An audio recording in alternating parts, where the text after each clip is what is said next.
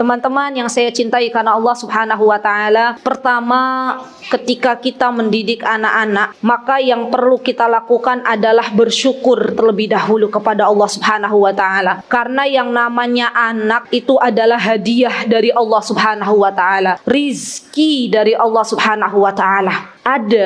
Saya pernah berjumpa dengan seorang akhwat yang dia curhat ke saya, sudah menikah kurang lebih 11 tahun, sudah juga berobat ke sana kemari, tapi belum Allah kasih anak ya. Sampai-sampai dia dan suaminya itu bukan hanya berobat di Yogyakarta, tapi di luar Jogja pun mereka datangi ya, Masya Allah, hanya karena pengen diberikan anak. Dan sampai saat ini Allah belum kasih rizki anak kepada mereka. Maka ketika Allah Subhanahu wa ta'ala memberikan anak kepada kita, itu adalah hadiah dan rizki dari Allah Subhanahu wa ta'ala. Bagaimana kita sebagai orang tua mensyukurinya? Dengan mendidik amanah yang Allah berikan kepada kita sesuai dengan apa yang Allah dan Rasulnya inginkan. Karena subhanallah, yang namanya amanah, anak kita itu amanah, kelak kita semuanya akan berdiri di hadapan Allah Subhanahu wa taala, mempertanggungjawabkan apa yang telah diembankan dari sebuah amanah untuk kita semuanya. Allahu Akbar, berat rasanya kalau kita mengingat kembali negeri akhirat. Semua akan ada hari pembalasan, hari di mana kita akan ditanya, wahai bunda, wahai ibu, wahai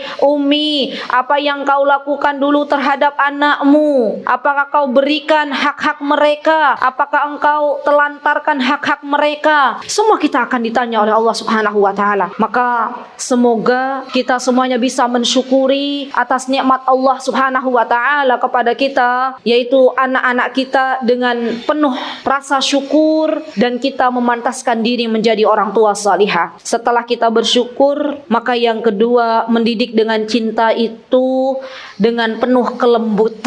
Subhanallah, Rasulullah Sallallahu Alaihi Wasallam yang menjadi teladan bagi kita semuanya, beliau senantiasa memperlakukan anak-anak kecil, bukan hanya anak-anak beliau saja, tapi anak-anaknya para sahabat beliau perlakukan dengan kelemah lembutan. Subhanallah, Luqmanul Hakim yang kita kenal, beliau ketika mendidik anak-anaknya, beliau pun mendidik dengan penuh kelembutan. Nabi Ibrahim alaihissalam, beliau ketika mendidik Nabi Ismail dan Nabi Ishaq alaihimassalam, Nabi Ibrahim mendidiknya dengan penuh kelembutan. Di antara bentuk kelembutan mereka ketika memanggil anaknya dengan panggilan ya bunai. Apa itu ya bunai, ibu-ibu? Ya bunai itu panggilan kesayangan, wahai anakku. Ya subhanallah. Jadi lebih tinggi atau lebih lembut dari kata ya ibni. Ya ibni itu anakku, bunai itu panggilan kasih sayang. Kita bisa lihat ketika Luqman berkata kepada anaknya, ya bunayya la tusyrik billah, inna syirka la zulmun azim. Apa kata Luqman? Wahai anakku, janganlah engkau menyekutukan Allah. Subhanallah. Begitu pula seorang anak ketika sudah dipanggil oleh ayahnya dengan kata ya bunai, maka anak ini membalas dengan panggilan yang luar biasa lembut kepada ayahnya. Kita bisa lihat Nabi Ismail alaihissalam, ketika Nabi Ismail mencoba untuk memanggil ayahanda tercintanya yaitu Nabi Ibrahim dengan sebutan ya abati. Nabi Ismail mengatakan ya abati fa'al ma tu'mar, satajiduni insyaallahu minas sabirin. Jadi Nabi Ismail tuh Bu, waktu Nabi Ismail usianya sudah tidak lagi kecil, kemudian Nabi Ibrahim berusaha untuk berdiskusi kepada Nabi Ismail, wahai Nabi Ismail, aku mimpi semalam begini untuk menyembelih. Maka Nabi Ismail mengatakan ya abati. Abati itu panggilan rasa hormat, rasa sayang seorang anak kepada ayahnya. Jadi abi, kalau kita kan abi ya manggilnya. Nah abati ini lebih tinggi lagi posisinya. Ya abati. Seorang ayah panggil ya bunai, seorang anak panggil ya abati. Begitu pula anak-anaknya Umar bin Khattab, Abdullah bin Umar, ketika memanggil Umar ya abati. Jadi subhanallah, ini panggilan sayang bagi seorang ayah kepada anak ataupun seorang anak kepada ayah. Kemudian bagaimana kita memperlakukan anak-anak dengan kasih sayang yang lembut? Jaga tingkah laku dan lisan kita kepada anak-anak. Itu sebagai kelembutan. Jangan sampai teman-teman teman-teman, na'udzubillah summa na'udzubillah, yang keluar dari lisan kita itu adalah keburukan-keburukan. Yang keluar dari perbuatan kita itu adalah cubitan-cubitan. Kasihanilah anak-anak kita, karena mereka sosok-sosok mungil yang mereka kadang belum tahu mana yang benar, mana yang salah. Mereka terkadang masih sering mencoba untuk mengetahui sebuah keadaan itu. Mereka mencoba naik ke atas pohon, setelah itu jatuh jebret gitu. Pernah nggak punya anak laki-laki naik gitu ya?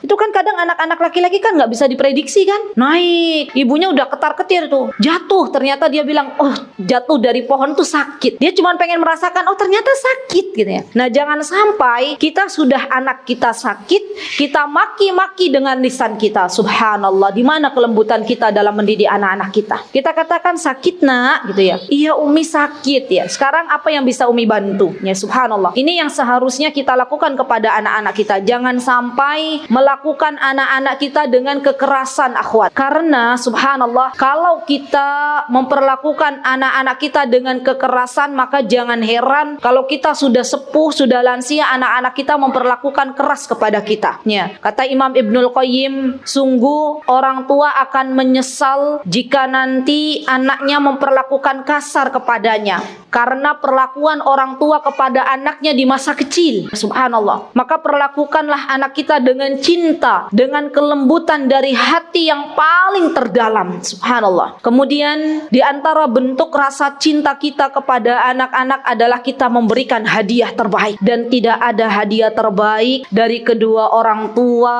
kecuali pendidikan agama.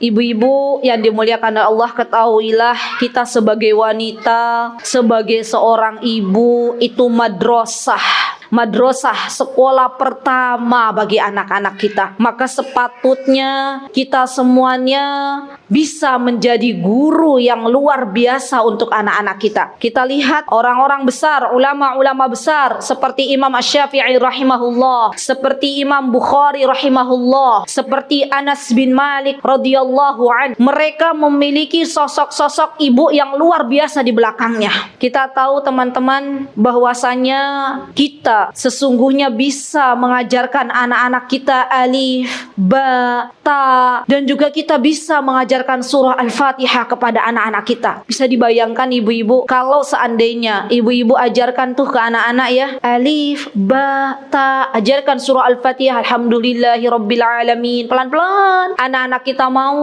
belajar dari kita Al-Quran, kemudian dia pakai bacaan Al-Fatihah dia selama hidup untuk salat, dan subhanallah kita itu akan merasakan nyes gitu ya, manakala suatu hari anak kita jadi imam dan kita jadi makmum di belakangnya. Derayan air mata akan keluar dari mata kita. Ya Rabb, anakku yang sepertinya baru kemarin aku lahirkan, gitu gak sih? Ada gak ibu-ibu yang merasa, baru kemarin tuh saya ajarkan mereka itu Al-Fatihah, baru kemarin saya ajarkan mereka alif bata, sekarang sudah jadi imam di sebuah masjid. Masya Allah, ada gak yang merasa begitu? Ada ya? Masya Allah. Bayangkan Bu, yang namanya mendidik anak itu membutuhkan kesabaran, dan itu sebuah kewajiban. Yang namanya menjadi guru itu butuh sabar. Coba tanya guru-guru TK yang saat ini ibu-ibu titipkan anak-anak ibu, kira-kira kalau nggak punya kesabaran mundur satu persatu Bu. Ustazah, kira-kira ustazah guru-guru di sini sabar mboten? Sabar, karena yang namanya tingkah anak-anak itu, polahnya anak-anak itu luar biasa. Masya Allah. Maka kita diminta nih untuk kita semuanya menjadi guru sebenarnya untuk anak-anak kita. Maka dari itu keputusan yang saya ambil diantaranya ustazah, anak-anak itu homeschooling di rumah. Karena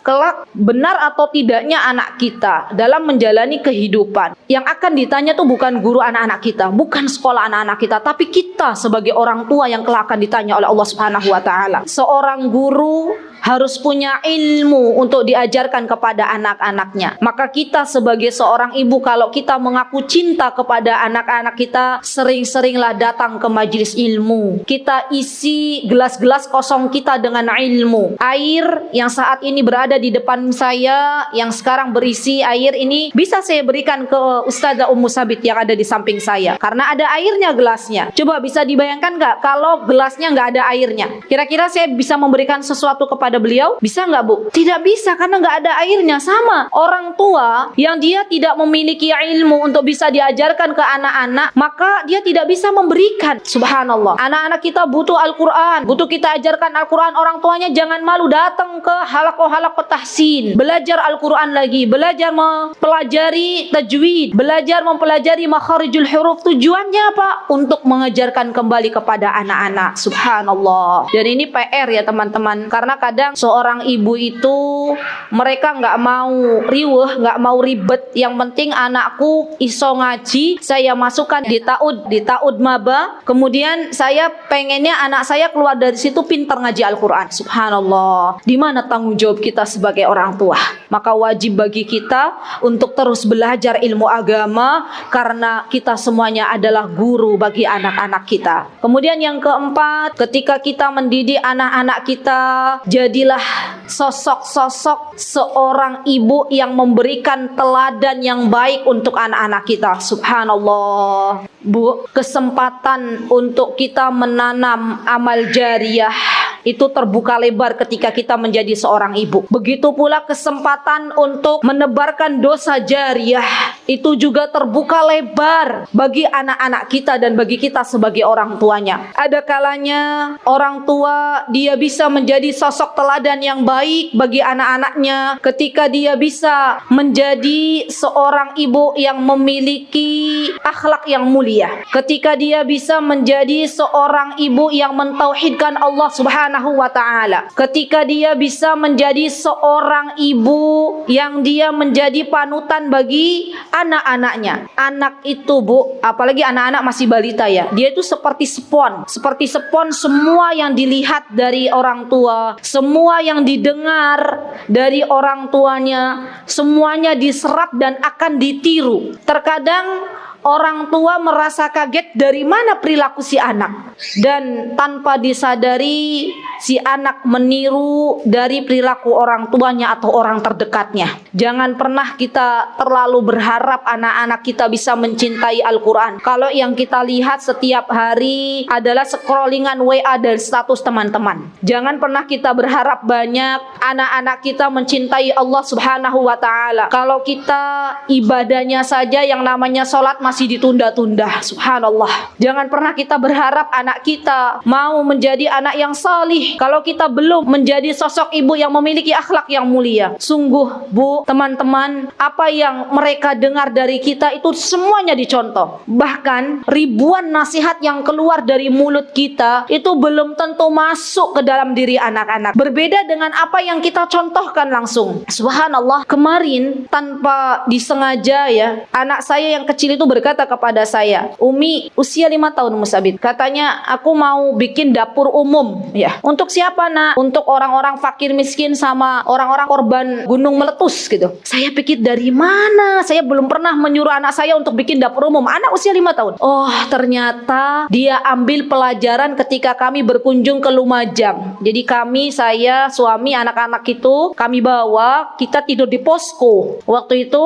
dan di situ kan ada dapur ya, dapur umum untuk relawan-relawan, dan mungkin dia ambil dari situ. Kita ketika di sana kita katakan kepada anak-anak, "Nak, lihat, Nak, itu ibu itu sudah nggak punya rumah, kasihan kan, Nak? Lihat, Nak, anak kecil ada usia 7 tahun, anak kecil ya, Masya Allah, sampai detik ini tuh belum menerima ayahnya nggak ada. Padahal kata ibunya ayahnya tuh sudah tertindih dengan tumpukan pasir lahar dingin itu." Subhanallah, saya katakan kepada anak-anak, "Lihat, Nak, kasihan ini ibu-ibu semuanya ini nggak ada rumah." Dan akhirnya anak-anak bisa mengambil ibrah dari kejadian itu. Masya Allah. Jadi kalau ada anak laki-laki kita, Bu, yang pengen, ibu tuh pengen anak-anak laki-lakinya kalau ada adzan Allahu Akbar pergi ke masjid. Coba lihat sosok ayahnya, orang yang kalau adzan pergi ke masjid atau dia diam di tempat. Kalau misalnya kita pengen anak perempuan kita nih menjadi istri yang baik kelak bagi suaminya, contoh dulu dari kita sudah belum jadi istri yang terbaik untuk suami kita. Kalau kita pengen anak kita nanti birrul walidain kepada kita, berbakti berbakti kepada kita, sudah belum kita kasih teladan bagi anak-anak kita bagaimana cara kita berbakti kepada orang tua kita. Subhanallah. Dan alhamdulillah ya, semua atas pertolongan Allah, kita mulai mengajarkan anak-anak kita kalau dengan jidah, kita panggilnya anak-anak itu, panggil nenek itu jidah. Nah, itu jidah, uminya umi atau uminya abi. Ini jadi abinya abi atau abinya umi gitu ya. Mereka adalah orang tua kita. Muliakan mereka. Ini sebagaimana umi abi sayang ke mereka, berkunjung silaturahim ke mereka, ini karena sayang. Tumbuhkan rasa itu kepada anak-anak. Demi Allah, hati saya terasa teriris-iris ketika terakhir kemarin di Masjid Al-Hidayah. Itu datang seorang nenek. Ketika saya baru turun dari mobil, ibu itu bilang ke saya, Ustazah, nanti saya mau curhat habis pengajian. Saya bilang, setelah pengajian, siapa yang mau curhat tadi? Nenek-nenek. Terus beliau datang. Beliau cerita dengan derayan air mata. Apa yang beliau katakan? Ustazah, saya punya anak saya didik sampai saya kuliahkan. Terus saya punya cucu dari anak itu. Subhanallah, dia Ustazah menghalangi saya untuk dekat dengan cucu saya. Katanya gitu. Kalau saya masak, saya kasih ke cucunya, ibunya nggak terima. Ya Allah. Kira-kira Bu, kalau ibu posisinya seperti saya dengar curhatan nenek itu, nangis nggak? Nangis. Siapa yang mengajarkan si cucunya itu nanti tidak berbakti ke ibunya? Ibunya sendiri, karena dia secara tidak langsung mengajarkan agar anaknya tidak berbakti kepadanya. Subhanallah. Dan nenek itu mengatakan, ya Allah Ustazah, saya tuh sakit rasanya hati saya yang mengandung anak saya. Jadi anaknya tuh laki-laki, dia tinggal dengan menantunya, dengan anaknya di satu rumah. Saya yang telah melahirkan anak saya yang laki-laki itu, saya yang telah membesarkan. Kok bisa-bisanya dia lebih membela istrinya? Ya Masya Allah. Saya, ya Allah Bu, semoga Allah berikan kekuatan. Lihat curhatan seorang nenek. Maka sekali lagi teman-teman, yuk jadi teladan yang baik bagi anak-anak kita. Karena sesungguhnya ketika kita mampu menjadi teladan yang baik, semua akan menjadi amal jariah bagi kita semuanya. Sebaliknya, ketika kita mengajarkan hal-hal yang tidak baik, seperti misalnya contoh, semoga yang hadir di sini tidak ada yang demikian. Contoh misalnya kita keluar rumah nggak pakai jilbab. Kita pakai jilbabnya kalau mau ke pasar raja. Keluar rumah ke rumah tetangga tuh nggak pakai jilbab. Putri kita lihat, oh ibuku nggak pakai jilbab kalau keluar ke rumah tetangga. Dicontohlah oleh putrinya. Putrinya sudah balik, dia nggak pakai jilbab. Ditegur oleh kita, nak kenapa nggak pakai jilbab? Ibu nggak pakai jilbab kalau keluar ke rumah tetangga. Pakai jilbabnya kalau mau ke masjid, kalau mau ke pasar. Itu dosa jariah bagi kita. Ketika adzan berkumandang, Allahu Akbar, Allahu Akbar. Masya Allah, kita tetap berada di kursi kita atau di kasur kita. Baru mengerjakan sholat di akhir-akhir waktu. Anak kita lihat, anak kita ikuti. Suatu hari kita katakan kepada anak kita, ayo nak sholat, dia nggak mau. Bergubis, dia masih HP-an terus. Dia bilang, ibu juga kalau adzan nggak langsung ambil air wudhu dan nggak langsung sholat. Dari mana dia belajar? Dari kita. Dan itu menjadi dosa jariah. Subhanallah. Jadi dalam mendidik anak-anak itu Bu, kita banyak-banyak memohon kekuatan kepada Allah agar kita diberikan kekuatan untuk menjadi teladan yang baik, sehingga bisa menanamkan amal jariah untuk mereka, bukan menebarkan dosa jariah. Kemudian mendidik dengan cinta adalah mendoakan anak-anak kita. Subhanallah. Mendoakan anak-anak kita. Sungguh doa orang tua kepada anaknya itu termasuk doa yang mustajab. Rasulullah SAW mengatakan ada 3 salasat da'awat, ada 3 doa yang tidak akan tertolak atau tidak akan ditolak oleh Allah Subhanahu wa taala, dan itu mustajab. Doanya siapa? Yang pertama, doanya orang-orang yang terdolimi. Orang-orang yang terdolimi, ibu terdolimi misalnya, baru kemudian ibu berdoa, ya itu doanya diijabah oleh Allah Subhanahu wa taala. Kemarin sore saya ngisi di Prambanan, Ustazah. Ngisi di Prambanan di salah satu masjid. Itu saya sudah naik, itu kan sore ngisinya 3:30 tentang bahaya lisan. Kemudian saya sudah naik mobil, ada ibu yang ngejar, ibu-ibu ngejar. Ustazah, sebentar. Saya bilang ke suami, sebentar Bi, itu kasihan ibu itu. Iya, ada apa ibu? Saya turunkan kaca. Sudah, saya tutup kaca. Saya turunkan kaca lagi. Iya ibu, bagaimana? Ustazah, bagaimana yang menghilangkan rasa sakit hati gitu ya. Sampai nangis juga. Ya Allah, saya itu merasa terdolimi gitu ya oleh adik saya. Terus beliau bercerita.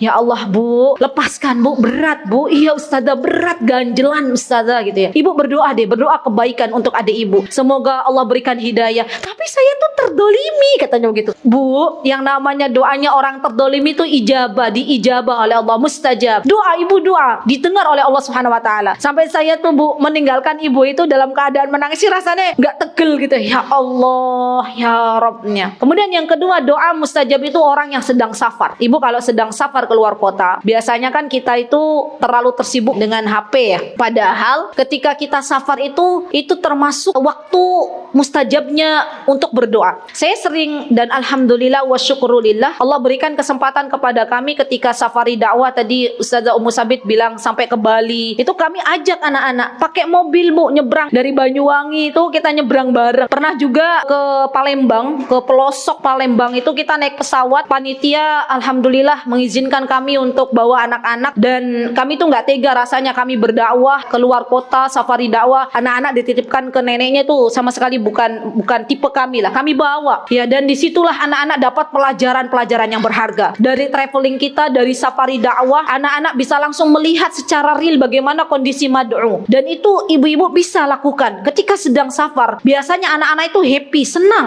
ya. Ajarkan kebaikan-kebaikan kepada anak-anak. Lihat ada orang fakir miskin, kita bawa beras di mobil kita katakan, "Nak, itu kasihan Nak, kasih makan Nak. Ini beras Pak," gitu. Subhanallah, itu akan menumbuhkan rasa sayang anak-anak kita kepada kaum muslimin. Jangan pernah kita kalau ada kebaikan di depan kita itu ibu-ibu jangan ditinggalkan karena bisa jadi kalau kita tinggalkan kebaikan yang ada di depan mata kita Allah telah tutup kita untuk berbuat kebaikan ya. Kemudian yang ketiga nih tadi adalah doa orang tua kepada anaknya. Subhanallah, apapun doanya, doa keburukan Allah ijabah, doa kebaikan Allah ijabah. Bu, kalau lihat anak laki-laki itu yang luar biasa Masya Allah gitu, seaktif-aktifnya anak kita gitu lah ya, sampai mungkin ibu tuh rasanya gemes pengen marah. Ada gak sih yang begitu? Ada rasanya gitu ya. Tetap keluarkanlah doa kebaikan, doanya doa kebaikan. Kalau di Arab sana ya, di Timur Tengah itu kalau seorang ibu lihat anaknya yang super duper gitu ya, super duper aktif, itu biasanya mereka mendoakan anak-anaknya dengan kata-kata Allah yahdi. Apa itu Allah yahdi? Semoga Allah berikan kau hidayah. Ada seorang ulama luar biasa ya. Jadi beliau tuh waktu kecil, ulama ini laki-laki itu super duper sampai ibunya sering mengatakan Allah yahdi, Allah yahdi. Dan subhanallah benar, Allah ijabah doanya, Allah kasih anaknya itu hidayah dan sekarang jadi seorang ulama yang menjadi rujukan kaum muslimin untuk meminta fatwa dari beliau. Masya Allah. Jangan jauh-jauh. Syekh Sudais, pernah dengar gak kisahnya? Saya yakin ibu-ibu kalau jadi posisinya seperti Syekh Sudais, tamu sudah mau datang, makanan sudah siap sedia. Yang namanya orang Arab itu kalau masak itu Bu, ada tamu tuh Bu, yang disembelih itu bukan ayam, tapi kambing. Yang disembelih itu kambing. Saya merasakan itu ya. Jadi mereka apalagi kalau tamunya dari Indonesia gitu ya, wah kambing yang ada di belakang ternaknya mereka langsung disembelih ya, biasanya begitu. Nasi juga nggak kayak kita pakai rice cooker kan, kalau kita ya tinggal jeplak, kayaknya nggak butuh pengorbanan yang gimana gitu. Mereka tuh pakai tanur dalam tanah, dimasukin, panasnya luar biasa gitu ya. Itu sudah tersaji di meja makan, tamu sudah dekat, tiba-tiba saya sudah bawa pasir. Coba jujur Bu, kalau posisi kita seperti ibunya Syekh Sudais, apa yang kita lakukan kepada anak-anak? Jujur, gimana Bu? Gitu ya. Tapi Syekh Sudais itu ibunya luar biasa, ya luar biasa. Apa yang beliau katakan? Semoga Allah jadikan kamu imam Masjidil Haram. Tak, diijabah sama Allah. Subhanallah. Jadi Bu, doa itu untuk anak-anak itu yang baik-baik saja, jangan sampai yang buruk. Karena yang buruk juga diijabah oleh Allah. Kalau sampai ibu mengatakan kepada anaknya super duper, tiba-tiba ibu bilang, semoga kakinya patah misalnya, naudzubillah subhanallah. Kemudian kakinya patah beneran, baru kita menyesal. Ya Allah, itu kan doaku untuk anakku. Ya, Masya Allah. Jadi doa Bu. Dan yang paling penting begini, seberapa besar pun ibu-ibu belajar ilmu parenting, walaupun itu berbayar, karena ada loh orang belajar ilmu parenting sampai berbayar, itu ada. Bukan cuma ratusan ribu, jutaan ada. Ya, seberapa besar pun ibu bayar tuh ilmu parenting, tapi kalau Allah belum berikan hidayah kepada anak-anak kita, maka Allah belum solihkan anak-anak kita. Jadi yang paling terpenting sebenarnya dalam mendidik anak-anak kita itu diantaranya adalah doa, berdoa. Orang-orang tua zaman dahulu, mereka sering bangun malam, sholat malam, qiyamul lail, salat tahajud, yang didoakan oleh mereka tuh kebaikan untuk kita anak-anaknya. Coba tanya ibu kita, mereka berdoa kepada Allah, ya Allah berikan anak fulan kesuksesan dunia akhirat, ya Allah berikan kepada dia kalau lagi ngafal Quran kemudahan untuk menghafal Al-Quran, ya Allah berikanlah akhlak yang mulia. Terus bibirnya tuh bermimil doa. Ya subhanallah lah, jadilah kita itu orang tua yang demikian. Dikit-dikit kita minta kepada Allah. Anaknya sulit untuk sholat ya, kalau pas waktu adzan berkumandang, ini biasanya sering ibu-ibu itu, ustazah gimana dari curhatan-curhatan yang masuk, biar anak saya itu kalau ada adzan berkumandang dia langsung sholat. Ternyata setelah sholat nak, dia nggak cepat sholat, doa. Apa doanya? Rabbi ja'alni muqimas sholati wa min dzurriyyati Rabbana wa taqabbal du'ai. Itu doanya Nabi Ibrahim. Ya Allah, jadikanlah Rabbi ja'alni, jadikanlah diriku muqimas shalah, orang-orang yang menegakkan salat, wa min dzurriyyati, dan anak keturunanku jadikanlah orang-orang yang menegakkan salat. Subhanallah, doa Bu. Banyak ibu-ibu yang sudah menerapkan doa ini, kemudian Allah berikan hidayah kepada anak-anaknya, ada adzan berkumandang, anaknya langsung berwudu. Ya Masya Allah. Saya punya kisah nyata seorang nenek yang pernah bercerita kepada saya bahwasanya dia lihat cucunya itu ketika waktu sholat duha, sholat. Neneknya berkata kepada cucunya, nah ini belum waktunya zuhur, nak masih jauh. Nek, saya sholat duha. Ya Masya Allah. Anak kecil, ya Masya Allah. Itu subhanallah kesuksesan orang tua. Manakala bisa menjadikan anak-anaknya, ya setelah Allah berikan hidayah, anak-anaknya bisa menjadi hamba Allah yang taat kepada Allah Subhanahu wa Ta'ala. Itu kesuksesan sesungguhnya. Demi Allah Bu, kalaupun anak-anak kita bisa memberikan kepada kita dunia beserta isinya, itu tidak ada apa-apanya kalau anak kita nggak sholat. Walaupun anak kita itu bisa memberikan mobil mewah sekalipun kepada kita, itu nggak ada apa-apanya kalau anak kita nggak bisa ngaji, kalau anak kita nggak bisa mengenal Rabbnya. Karena yang kita perlukan dari anak-anak kita itu doa setelah kita nanti meninggal dunia. Kita mau nggak sih sudah terbujur kaku di kubur, sudah nggak bisa sholat, sudah nggak bisa lagi sedekah, sudah nggak bisa lagi baca Al-Quran, anak kita mengangkat tangannya meminta kepada Allah, Rabbil firli wali walidayya warhamhuma kama rabbayani shaghira. Mau Bu? Terus kita sudah meninggal dunia, dia masih minta kepada Allah, ya Allah, ampunilah dosa kedua orang tuaku, ya Allah, angkatlah mereka ke dalam surga Firdaus tertinggi. Wahai Rabbku, di manakala ibuku, ayahku ketika di dunia mereka bermaksiat, ampunilah dosa-dosanya. Sampai-sampai Allah Subhanahu wa Ta'ala memberitahukan kepada orang tua nanti di akhirat kejutan, yang mana kata Allah Subhanahu wa Ta'ala pada orang tua yang meninggalkan anak-anak yang solih, Allah panggil. Kemudian setelah itu orang tua yang meninggalkan anak yang solih itu diberikan kejutan oleh Allah dengan pahala yang luar biasa banyak. Maka orang tua ini mengatakan kepada Allah Subhanahu wa Ta'ala, wahai Rabbi, dari mana amal solih sebanyak ini? Saya dulu bukan ahli sholat, saya dulu bukan ahli saum. Dari mana? Kata Allah Subhanahu wa Ta'ala, dari doa anakmu yang memintakan ampunan untukmu. Subhanallah. Mau Bu kita begitu Bu? Mau? Yakin mau? Syaratnya sabar dalam mendidik anak-anak kita. Karena kalau kita nggak sabar, nih gini deh, petani aja, Ibu pernah lihat petani nggak? Petani itu kalau lagi nanem, kira-kira butuh kesabaran enggak? Butuh kan? Nah ini petani ya dulu ya, Masya Allah Ustazah ya. Itu kalau misalnya biji sampai bunga atau sampai ada buahnya tuh butuh berbulan-bulan tau Ustazah. Nggak bisa tuh kita nanam besok kita panen, nggak bisa. Ditunggu, disiram kan? Disiram dengan air, disiram dengan pupuk organik sampai tumbuh dengan baik. Sama anak-anak kita, sama persis. Anak-anak kita didik dengan baik, kita rawat dengan penuh kasih sayang, kita didik dengan pelajaran-pelajaran ilmu agama, maka dia akan tumbuh menjadi anak yang salih dan salihah. Subhanallah. Tunggu Bu, jangan sampai kita itu berharap kepada anak-anak kita terlalu cepat, karena sungguh siapapun yang pernah menanam dia pasti akan memanen, dan yang menanamnya baik, dirawat dengan baik, tentunya hasil panennya akan melimpah ruah. Maka dari itu jangan sekali-kali kita terlalu bergantung kepada anak-anak kita. kita minta kepada Allah Subhanahu wa taala agar Allah Subhanahu wa taala mensolihkan anak-anak kita. Ibu-ibu, sebenarnya yang namanya ilmu parenting ini Ustazah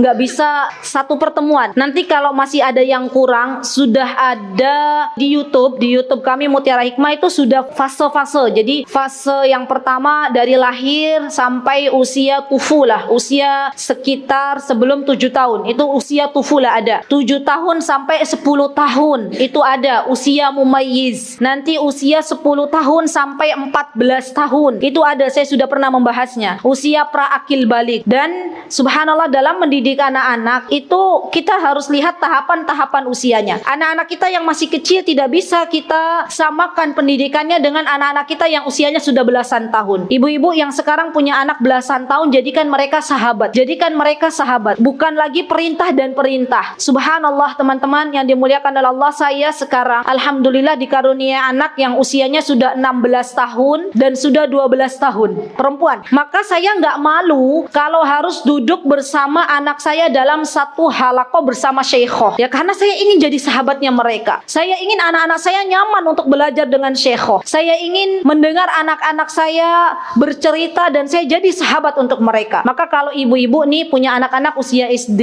gitu ya, jangan pernah bosan untuk mendengarkan cerita-cerita mereka. Apalagi mohon maaf ya, kalau anak-anaknya sudah di pondok. Wah, ini lebih kangen lagi rasanya. Kalau ibu punya anak di pondok, tengok mereka, dengarkan cerita dari mereka dan kasih solusi kalau mereka meminta solusi dari kita. Jadi di antara mendidik dengan cinta itu, jadilah sahabat untuk anak-anak kita. Masya Allah. Karena kadang orang tua itu terlalu ini ya kepada anak-anak. Anak-anak sudah usianya sudah usia 9 tahun, 10 tahun, 11 tahun, 12 tahun. Ketika berinteraksi itu masih kurang nyaman. Jadi anak-anak itu lebih nyaman berinteraksi dengan temannya daripada dengan orang tuanya. Itu banyak. Dan akhirnya anak-anak ini menjadi anak yang patuh kepada orang tuanya di depan orang tuanya, tapi dia di belakangnya ternyata dia lebih mencintai kawan-kawannya. Subhanallah. Jadilah sahabat untuk anak-anak kita, karena sejatinya anak-anak kita itu butuh sahabat. Baik, yang penting kan sedikit tapi diamalkan. Ada berapa coba? 1 apa? Bersyukur. 2, dengan kelembutan. 3, hadiah terbaik pendidikan agama. Oh iya ibu-ibu, hadiah yang terbaik juga bukan hanya pendidikan agama, hadiah yang terbaik juga bisa dalam bentuk materi. Jadi anak-anak kita itu tidak bisa menolak 3 hal. Catat ini baik-baik. Boleh kok TK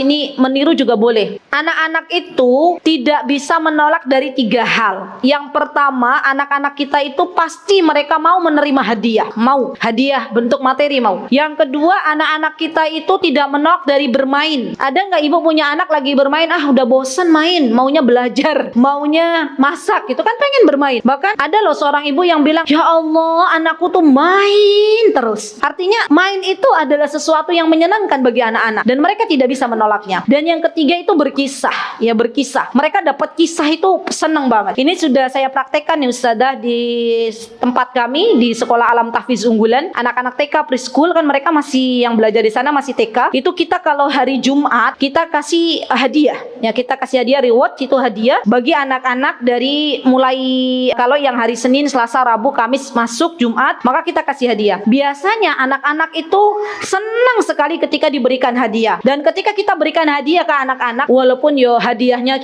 kalau untuk laki-laki ya mobil-mobilan paling regone 10.000. Untuk anak-anak perempuannya ya jepet atau mainan-mainan apa. Masya Allah, itu luar biasa loh bagi anak-anak. Senangnya luar biasa. Kita tanamkan tauhid di situ. Apa yang kita katakan kepada anak-anak ini boleh dicontoh. Guru seorang ustadzah berkata kepada anak-anak begini, nak, ini mainan dari Allah.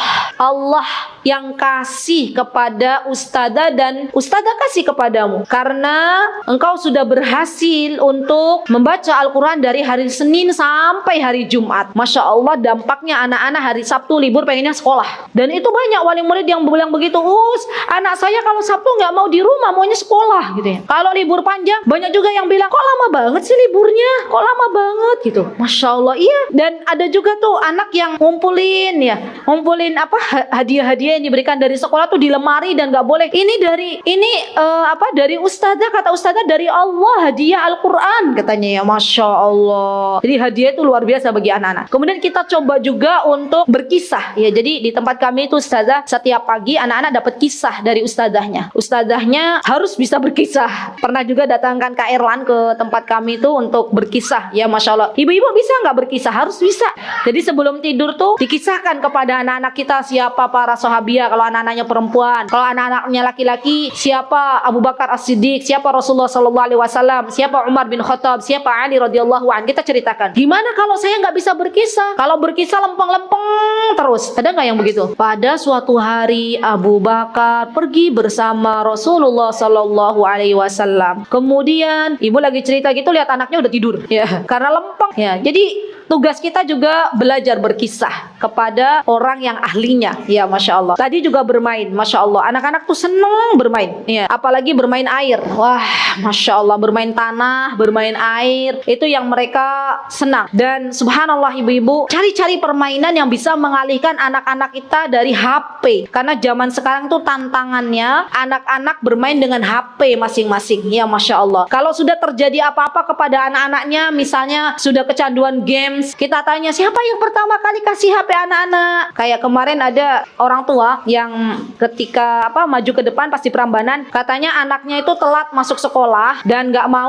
mau sekolah karena bangunnya kesiangan. Terus anaknya kan maju sama ibunya, kenapa dek kok bangunnya kesiangan? Karena semalam nge-games. Terus saya bilang, siapa yang ngasih game bu? Bukan saya. Siapa yang ngasih? Bapak kami mawon, ya kan? Jadi sebenarnya subhanallah, kerusakan anak-anak itu kata Imam Ibnul Qayyim di antara faktor yang mendukung adalah karena kedua orang tuanya. Ya hasbunallahu wa ni'mal wakil, nastaghfirullah wa natubu ilaih. Kita mohon ampun kepada Allah Subhanahu wa taala dari apa yang telah kita lakukan untuk mendidik anak-anak kita. Semoga Allah Subhanahu wa taala mengampuni dosa-dosa kita. Semoga Allah Subhanahu wa taala memberikan taufik kepada kita untuk menjadi orang tua yang salihah, dan juga Allah berikan taufik kepada suami kita untuk menjadi ayah yang salih. Karena banyak anak-anak itu hari ini yatim padahal dia punya ayah. Ayahnya pergi ke kantor dari mulai sebelum terbit matahari datang ke rumah matahari sudah tenggelam, dan itu adalah yatim sebenarnya kata Imam Ibnul Qayyim. Semoga Allah Subhanahu wa taala menjadikan anak-anak kita salih dan salihah. Itu yang bisa saya sampaikan. Kesempurnaan hanya milik Allah Subhanahu wa taala, kekurangan milik saya pribadi. Saya mohon maaf yang sebesar-besarnya. Aqulu qauli hada wastaghfirullah li wa lakum wa akhiru da'wana alhamdulillahi rabbil alamin. Wassalamualaikum warahmatullahi wabarakatuh.